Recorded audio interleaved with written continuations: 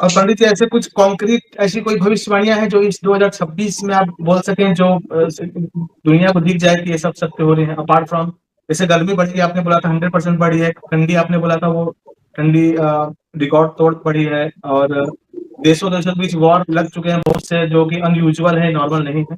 तो ऐसे कुछ अभी तो 2 ही महीना बीता है, ऐसा कुछ आप कॉन्क्रीट कुछ बोल सकते हैं पंडित जी? जैसे एक वीडियो वायरल हो रहा है, उसमें आपने बोला था 25-26 में परमाणु युद्ध लगेगा, ऐसा कोई चीज? परमाणु युद्ध जो लगेगा मैंने बताया था। देखिए मैंने हर शास्त्र में एक ऑप्शन देता हूँ, क्योंकि अच्युतानंद ने उसको लिखे हैं, अच्युत वचन चित्त हुई जीव कपाले मारिवे हाथ। भविष्य मालिका भी कई स्टफ हो जाएगा, फिर लोग बोलेंगे दोष देंगे, आपने बोले थे क्यों नहीं। 2-3 साल इधर उधर हो सकता है, मैंने पहले से हर भाषा में ये भाषा मेरा रहता है, आगे 2-3 साल इधर उधर हो सकता है, आप उसको भी परखिए। परमाणु युद्ध बिल्कुल होगा, परमाणु युद्ध के लिए तैयारी शुरू हो चुका है, बस कभी होगा ये लिखा है। और ये युद्धटी है वो आदेश देवेटी माधव, जब तक कल के आदेश नहीं देंगे तब तक वार कैसे होगा। परमाणु युद्ध होगा तो भगवान का निर्देश होगा ना, वो तो ब्रह्मास्त्र है। हाँ, कोई भी डाले तो बिना भगवान का एक्सेप्टेंस यानी उनका क्या कहते हैं, उनका प्रभाव प्रभु जी का नहीं आए तो कोई उसको यूटिलाइज नहीं कर रहा। सबका पास परमाणु है, यूटिलाइज करने के लिए वो वहां से परमिशन आना चाहिए, क्योंकि किसी बाप का जिम्मेदारी नहीं है, कोई जागीरदार नहीं है जो बनाया, ये भगवान ने बनाया। और भगवान इस धरती पर परमाणु गिरेगा तो उनका क्लियरेंस भी चाहिए, और वो कब करेंगे कैसे करेंगे उनका हाँ होगा बिल्कुल, आपने बताए थे, शास्त्र में लिखा है। अभी ज्वाइन कीजिए मल्लिका जानकारी व्हाट्सएप चैनल को, जिस पर आपको हर एक नए वीडियो का अपडेट मिलेगा। मल्लिका की डिकोडिंग मिलेगी, समय से पहले आपको अपडेट्स मिलेगा और हर एक घटना का प्रूफ भी मिलेगा। ज्वाइन करने के लिए लिंक आपको डिस्क्रिप्शन बॉक्स में मिल जाएगी। परमाणु जे बोमा जारा लगी विदेश इनको गारिमा, ये लिखा है, ये लिखा है तो होगा। 26-27 के बीच में वार शुरू होगा। ये परमाणु युद्ध होते होते 2030 तक भी लग सकता है, भरोसा कुछ नहीं, ये भगवान का इच्छा है। पर विश्व युद्ध 26-27 में शुरू हो जाएगा। कई लोग रेफरेंस देते हैं पंडित जी, ऐसा है कि ये बोला गया था, ये नहीं हुआ, और मालिका के वचन तो पत्थर की गार है, अब आप लोग ऐसा बोल रहे हो कि नहीं हो रहा है। तो बोलते हैं मीन संयोग सबसे प्रासंगिक बोला गया है। मीन संयोग में भैरवी रात होगा, तरक्की थी वो 33 अंक। तो अब उनका कहना है कि आप लोगों ने किताब में लिख दिया और वीडियो में बोल दिया सेंसेशन के लिए, अब चीजें नहीं हो रही है, तो आप लोग ये बोलो कि भगवान की इच्छा से होगा। मालिका की जब बातें पत्थर की गार है तो इसमें भगवान की इच्छा बीच में कहां से है? वो भी भगवान की इच्छा से लिखी गई थी, ऐसा कहना है। ये बहुत रेलेवेंट क्वेश्चन है, बहुत कमेंट हमारे भरे पड़े इस चीजों से। देखो भैरवी डाक के बारे में मैं कहता हूँ, आप भैरवी डाक का अर्थ क्या है? भय का डाक, विनाश का आवाज। मिड ईस्ट में मिल नहीं रहा है, मिलता है ना, नहीं मिलता है। लोग भय से चित्कार करते हैं, वो ही भय का डाक को भैरवी डाक कहते हैं। मृत्यु मृत्यु मृत्यु मिड ईस्ट में होता है, यूक्रेन में होता है। और ये जो आवाज मृत्यु का जो आहट, इसको भैरवी डाक, दुख का डाक है, यानी आपद का जो शब्द है उसको भैरवी डाक में हम ले सकते हैं।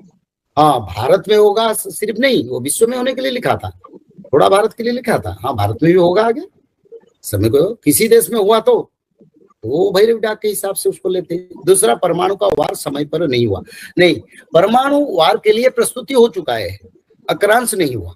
पर अमेरिका परमाणु का अपना जो बम्बर वो उड़ा रहा है, रसिया अपना परमाणु बम्बर को उड़ा रहा है, तो ऑर्डर नहीं मिला है, यानी लैंडिंग के लिए ऑर्डर नहीं मिला। तो ये हमारे अधीन नहीं है, ये भगवान का दिन है ऑलरेडी, तो वो प्रिपेयर होकर बैठे।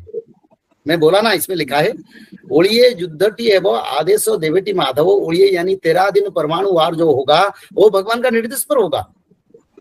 बीच में हो जाएगा तो फिर भक्तों का उद्धार कैसे होगा? भविष्य मालिका के अनुसार भक्तों का उद्धार होगा तो धर्म संस्थापना होगा।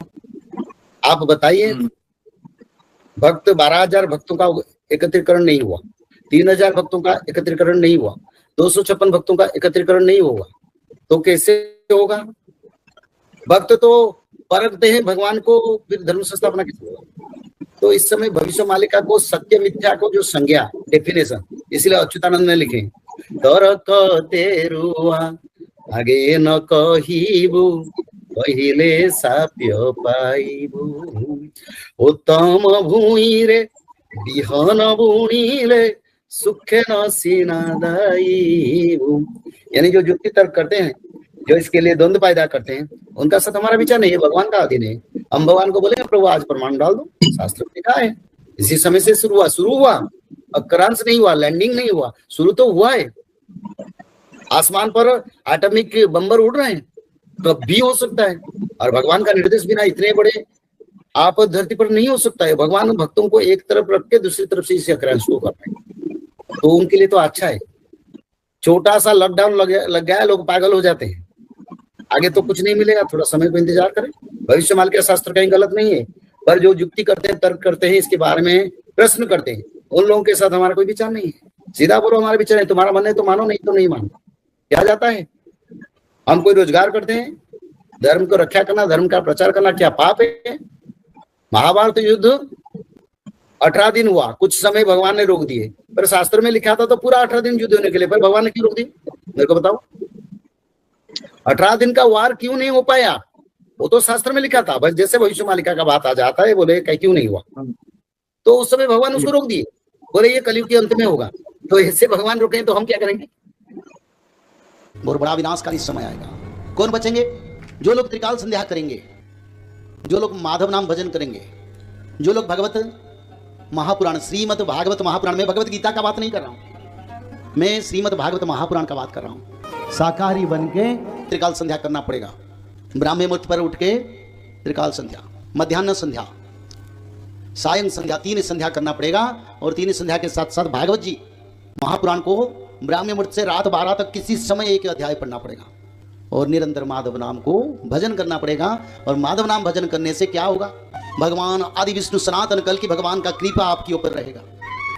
जब यहाँ गोलियां बरसेगा, मिसाइल बरसेगा, पंचवत का प्रलय होगा, तब माधव नाम भज के भक्त लोग रक्षा हो जाएंगे। और तृतीय विश्व युद्ध के बाद सत्य युग का आगमन होगा। जय श्री माधव। जल प्रलय, महामारी और भूकंप, अग्नि प्रलय, वर्ल्ड वार 3 और महाविनाश, ये तो एक दिन होना ही है। लेकिन इस सब से आप बच कैसे सकते हैं? सबसे पहले नॉनवेज खाना छोड़ दीजिए, अंडा भी नहीं खाना है, और किसी भी तरह का नशा मत करिए, और गलत काम मत कीजिए, और सत्य, प्रेम, दया, क्षमा और शांति का आचरण कीजिए। और 3 चीज कीजिए, उसमें से सबसे पहला है त्रिकाल संध्या यानी त्रिसंध्या। उसको दिन में 3 बार करते हैं। जैसे सुबह में करते हैं ब्रह्म मुहूर्त में, सुबह 4 बजे से लेकर के 6 बजे के बीच में आप कभी भी कर सकते हैं। लेकिन आपको समय नहीं मिला तो समय आप आगे पीछे कर सकते हैं, आधा घंटा 1 घंटा पीछे कर सकते हैं। दोपहर में 11:30 बजे से लेकर के दिन का 1 बजे तक कर सकते हैं उसके बीच में। शाम को 5 बजे से लेकर के 6:30 बजे तक कर सकते हैं। दिन भर में 1 बार नहा के त्रिकाल संध्या जरूर करें। बाकी समय आप हाथ पैर मुंह धोकर भी कर सकते हैं। और 3 बार आप श्री गंगे बोल करके स्टार्ट कर सकते हैं। जो दूसरा उपाय है वो है श्रीमद् भागवत महापुराण पठन। दिन में 1 अध्याय जरूर पढ़े, दिन भर में 1 अध्याय जरूर पढ़े। वो भी ना हो सके तो 1 पन्ना तो जरूर पढ़े। अगर उतना भी समय नहीं है तो 1 श्लोक जरूर पढ़े। तीसरा उपाय, माधव नाम का जप करें, निरंतर करें, कोई भी काम करते हुए करें, हमेशा माधव नाम का जप करें। त्रिसंध्या का पीडीएफ, श्रीमद् भागवत महापुराण का पीडीएफ और भविष्य मल्लिका का फ्री ई बुक भविष्य मल्लिका पुराण, ये सब आपको डिस्क्रिप्शन बॉक्स में मिल जाएगा। भविष्य मल्लिका के बारे में अधिक जानकारी के लिए आप भविष्य मल्लिका के वेबसाइट पर संपर्क कर सकते हैं bhavishyamalika.com। और अधिक जानकारी के लिए भी कल्कि अवतार ऑफिशियल चैनल को देख सकते हैं, जहाँ पर मल्लिका के बारे में खुलकर बातें रखी गई है, जहाँ पर आप लगभग 1000 जितना वीडियो आपको देखने को मिल जाएगा। और भी आपको अधिक जानकारी जानना है त्रिसंध्या के बारे में और कोई आपको सवाल है तो नीचे दिए गए नंबरों पर आप संपर्क कर सकते हैं।